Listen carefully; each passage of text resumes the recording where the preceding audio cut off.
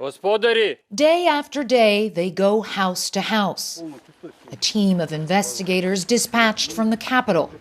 These men are tasked with looking for cases of sexual violence. No one was assaulted in this village, these women tell them, but every home has suffered. When Russian forces were pushed out of this area earlier this month, they left a trail of misery behind them.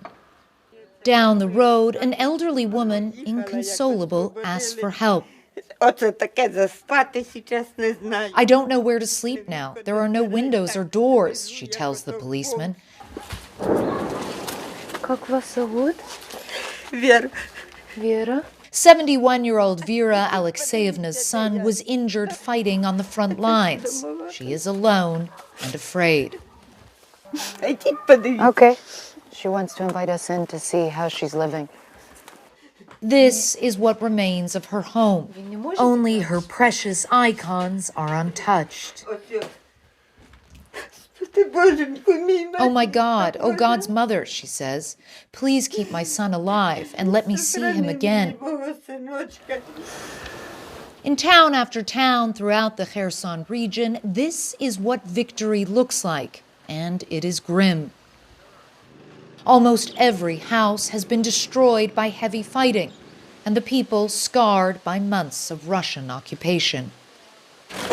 In the next village, the investigators talked to 56-year-old Tatiana.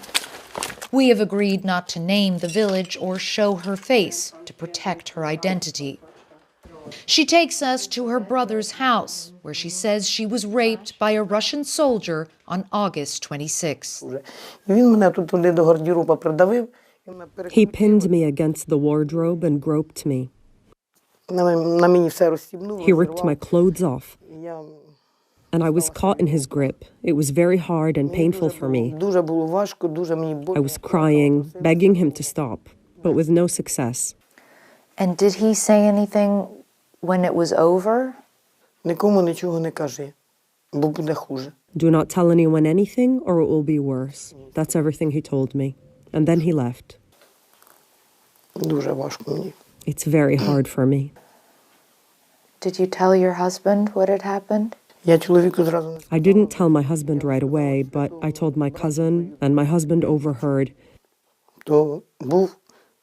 He said, you should have told me the truth, but you kept silent. I was very ashamed. Very.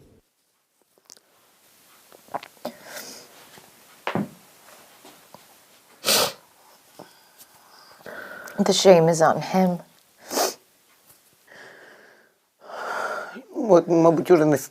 He's probably not ashamed, if he's still alive. I wish that he and all his kin were dead.